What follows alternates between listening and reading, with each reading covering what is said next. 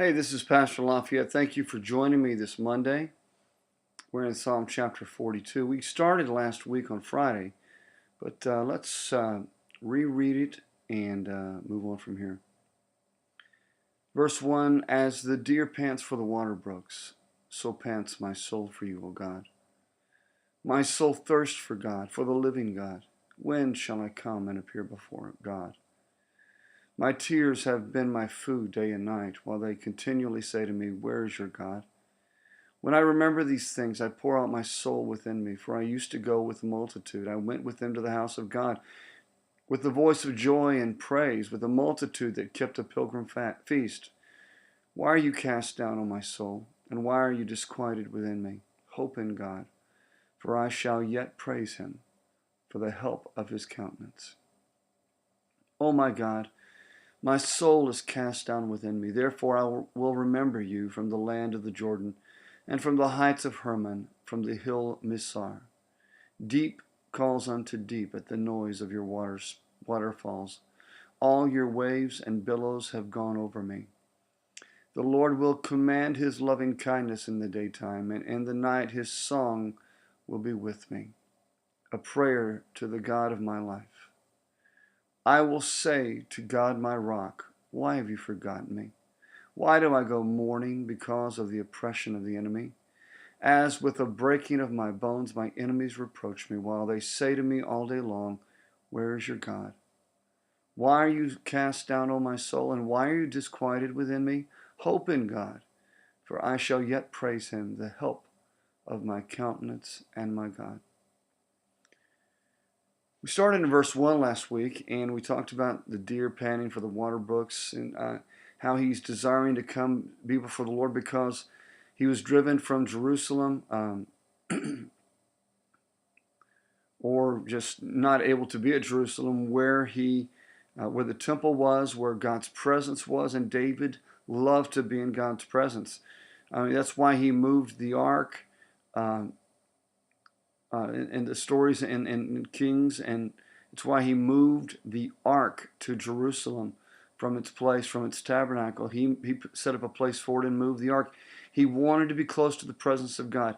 David was a worshiper. He was a warrior, but David was a worshiper, and he longed to be with God. Now, the exciting part, my friend, is this.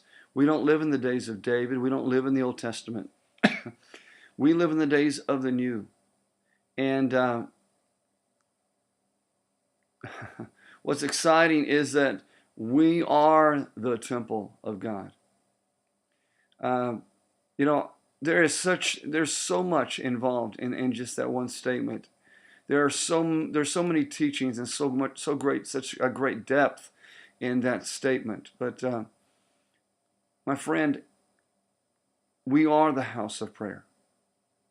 It's something that we should be continually. We should be continually seeking and staying in the presence, or at least aware of his presence in our lives.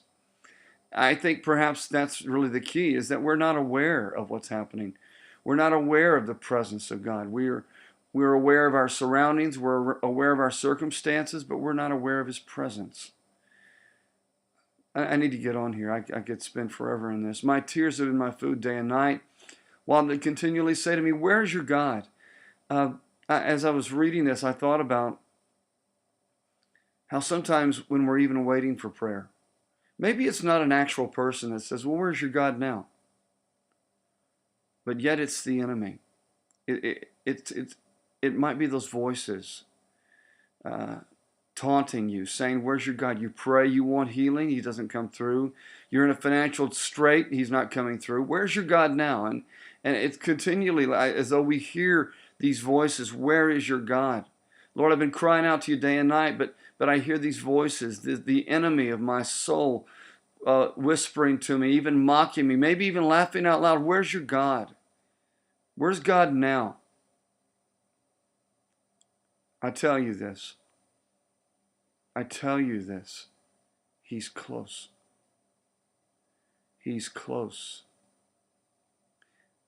If you and I never know difficulty, we will never know victory. if we're never in a place where we have to overcome, then we'll never know what it feels like to be overcomers. Now, I'm not saying that God puts all this stuff on us. I'm not saying that. I mean, a lot of things we get, we bought it. I mean, we earned it.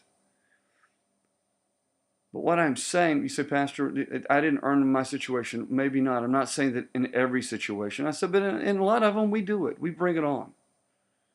We sow the seed. But I will tell you this, whether you did or did not, wait patiently on Him. Put your hope in Him. Turn your attention from your problem and your issue and turn it to Him. Turn it to the Word. Turn it to praise. Turn it to worship.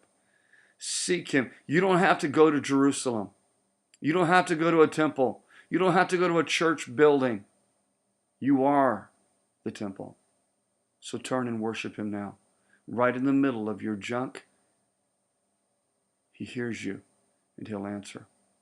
Thanks for joining me today, and we'll pick this up tomorrow. Bye-bye.